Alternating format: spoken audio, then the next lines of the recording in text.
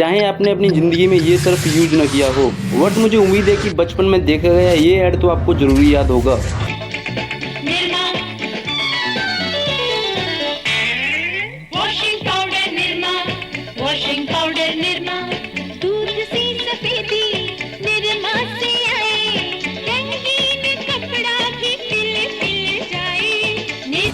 दोस्तों ये वही निर्मा है जो आपके बचपन में डिटर्जेंट मार्केट का किंग हुआ करता था। लेकिन ऐसी क्या मिस्टेक हो गई जिससे कि इसका शेयर मार्केट प्राइस 60% से लेके 6% पे रह गया। लेकिन जरा रुकिए, अगर आपको लगता है कि निर्मा मार्केट से गायब हो गया तो यह आपकी गलतफहमी है, क्योंकि निर्मा पाउडर के कृष्ण भाई पटेल आज भी भारत के सबसे अमीर लोगों में एक हैं। लेकिन वो कैसे, सब कुछ जानेंगे आज की वीडियो में। और हाँ, निर्मा गर्ल की इंटरेस्टिंग स्टोरी को मिस मत करना। तो दोस्तों इस कहानी की शुरुआत होती है 1945 में, जब गुजरात के पाटल में कृष्ण भाई पटेल का जन्म हुआ था। इनके पिता खोड़ीदास पटेल एक गरीब किसान थे, लेकिन गरीबी और पैसों की तंगी के बावजूद उन्होंने कृष्ण भाई की पढ़ाई लिखाई से कोई भी समझौता नहीं किया और उन्हें केमिस्ट्री से बीएससी कराई। खोड़ीदास उस उम्मीद में था कि उनका बेटा एक पढ़ लिख के अच्छी नौकरी पर लग जाएगा और यही वह तरीका है जिससे उनका परिवार गरीबी से बाहर निकल सकता है। लेकिन कृष्ण भाई तो बिजनेसमैन बनने का सपना देख रहे थे, मगर माता पिता की इच्छा के चलते उन्होंने 21 साल की उम्र में बीएससी फाइनल करने के बाद एक लेबोरेटरी में लैब असिस्टेंट का काम शुरू कर दिया और फिर उसके बाद वह अहमदाबाद के लाल भाई ग्रुप के कॉटन मिल्स में काम करने लगे। फिर आता है 1969, जब गुजरात सरकार के department of mining and geology में उनकी केमिस्ट्री की सरकारी नौकरी लग गई और फिर इस नौकरी को चलते परिवार की फाइनेंशियल कंडीशन में थोड़ा बदलाव आना शुरू हो गया। लेकिन दोस्तों सन 1969 में ऐसा समय आया था जब पूरा देश फाइनेंशियली क्राइसिस होके गुजर रहा था और उस टाइम पे लोग 2 वक्त की रोटी के लिए भी स्ट्रगल कर रहे थे। गरीबी और तंगी के उस दौर में वॉशिंग पाउडर जैसी चीज एक लग्जरी आइटम समझी जाती थी, क्योंकि मैक्सिमम पॉपुलेशन इसे अफोर्ड नहीं कर पाती थी। ऐसे में कपड़े धोने के लिए साल्ट सोडा यानी कि राख का इस्तेमाल किया जाता था। इस चीज को जब कृष्ण भाई पटेल ने देखा तो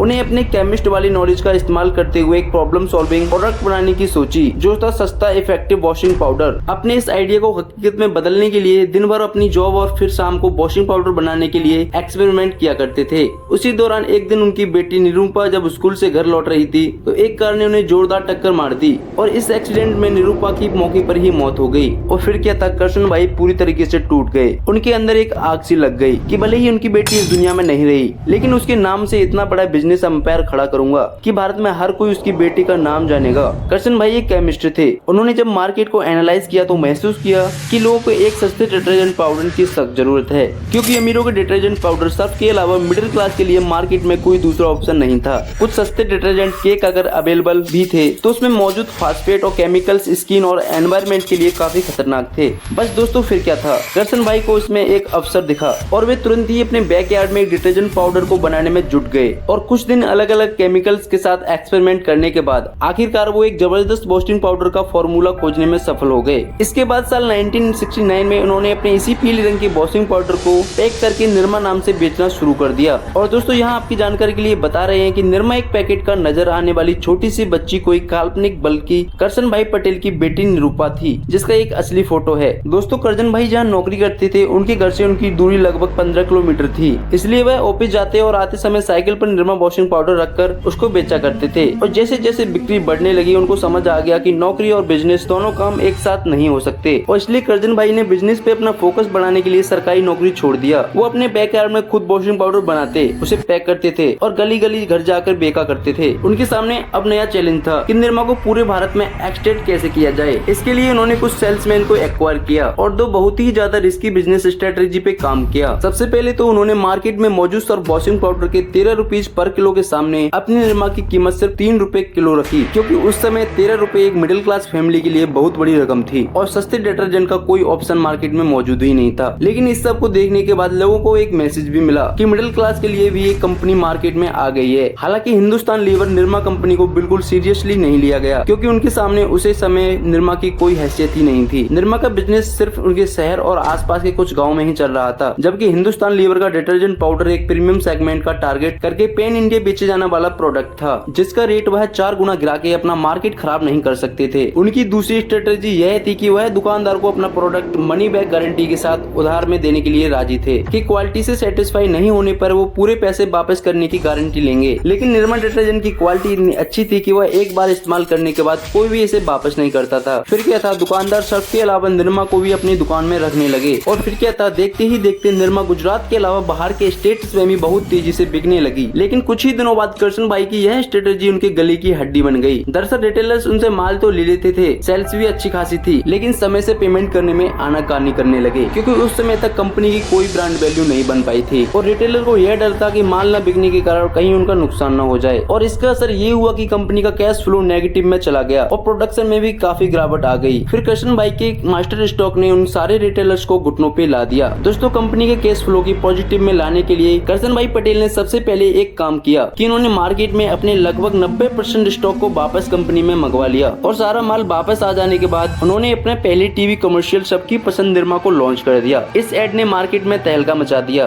और लोगों पर इस कदर असर डाला कि इस इंडस्ट्री का पूरा गेम ही चेंज हो गया। लोग जब इस एड को देख के दुकानदार में निर्मा की डिमांड करते थे तो वह किसी भी दुकानदार पे नहीं मिलता था और लोग यह समझते थे कि निर्मा की इतनी डिमांड है कि मार्केट में आते ही बिक जाता है। और जब लोगों के बीच निर्मा का डिमांड हद से ज्यादा बढ़ गया तो शॉपकीपर करशन भाई से निर्मा की मांग करने लगे। जो रिटेलर पहले उधार लेने में भी नखरे करते थे, अब वो उसके लिए नकद ही नहीं बल्कि एडवांस पेमेंट करने के लिए भी राजी हो गए। करशन भाई की टीवी एड लगातार चलते रहे और कुछ दिन बाद निर्मा को मार्केट में फिर से उतार दिए। देखते ही देखते इसकी सेल आसमान छूने लगी और 60% मार्केट पे निर्मा का कब्जा हो गया। अगले 10 सालों तक निर्मा की मनी बोल रही थी और कोई दूसरा ब्रांड इसके आसपास भी नहीं पहुंच सका। इसके बाद कंपनी ने अपने पोर्टफोलियो को एक्स करते हुए कुछ दूसरी ब्यूटी प्रोडक्ट को भी लॉन्च किया, जिसमें निर्मा साबुन का भी नाम आता है, जिसमें टीवी एवं सौंदर्य साबुन निर्मा भी बहुत ही ज्यादा पॉपुलर हुआ था। इस तरह अपनी सस्ती कीमत, टीवी, कमर्शियल और प्रोडक्ट की अच्छी क्वालिटी होने की वजह से सिर्फ कुछ सालों में निर्मा भारत की सबसे कामयाब कंपनी में से एक बन गई। लेकिन कंपनी जहां 90s में 60% मार्केट शेयर की अकेली हिस्सेदारी रखती थी, इस समय इसका मार्केट सिकुड़कर 6% के आसपास पहुंच चुका है। तो आखिर आने वाले दिनों में इसने ऐसी कौन सी लापरवाही की जिससे एक कंपटीशन में पीछे रह गया? इसके अलग अलग कई रीजंस हो सकते हैं। लैक ऑफ इनोवेशन, कंपनी ने आने वाले दिनों में कोई भी नया काम नहीं किया, न ही इसके पैकेज पे ध्यान दिया, न ही कुछ नया दिखाने की कोशिश की। यहाँ तक कि पुराने टीवी एड्स को ही वह कई सालों तक लगातार चलते रहे, जिससे लोगों को कुछ नएपन का एहसास ही नहीं हुआ। वही हिंदुस्तान यूनिलीवर अपने कोई भी मार्केट को वापस आने के लिए नए नए इनोवेशन करती रही, पैकिंग को अट्रैक्टिव बनाया। साल 1988 में बिल को मार्केट में उतारकर निर्मा को भी मार दिया और इकोनॉमिक सिचुएशन 1991 में लिबरलाइजेशन के बाद हमारे देश में पर कैपिटा इनकम में इजाफा हुआ, जिससे उनकी परचेसिंग पावर भी बढ़ गई और इसका नतीजा यह हुआ कि अब लोग अपने स्टेटस की वजह से निर्मा को सस्ती समझ के खरीदने में इनकार करने लगे और महंगे डिटर्जेंट पाउडर को खरीदने लगे। ओवर डाइवर्सिफिकेशन, असल में निर्मा ने वॉशिंग पाउडर की सक्सेस के बाद ब्यूटी सोप, शैम्पू, टूथपेस्ट और शुद्ध नमक जैसे कई तरह के प्रोडक्ट लॉन्च करने शुरू कर दिए और देखा जाए तो इसमें कोई बुराई भी नहीं है। लेकिन अलग अलग प्रोडक्ट को लॉन्च करने से और नई कंपनी में इन्वेस्ट करने के चक्कर में उन्होंने अपने प्रोडक्ट डिटर्जेंट पाउडर पे ध्यान ही नहीं दिया, जो इसके डाउनफॉल का एक रीजन माना जाता है। वीक एडवर्टाइजिंग, दोस्तों निर्मा की सक्सेस स्टोरी में एक टीवी एड से शुरू हुई थी, लेकिन आगे की आने वाली सालों में इसने अपने विज्ञापन में कई मिस्टेक किया, जैसे ऋतिक रोशन और अक्षय कुमार से कंपनी के निर्मा वॉशिंग पाउडर का एड कराया। जूडमिन पूरी तरह से महिलाओं का था, उसमें इंडियन सुपरस्टार को लोगों ने पसंद नहीं किया, जो इसके डाउनफॉल की वजह भी मानी जाती है। आप खुद सोचिए कि निर्मा का आपको कोई नया एड याद नहीं होगा, लेकिन 35 साल पुराना एड आज भी आपको याद है। Washing powder Nirma.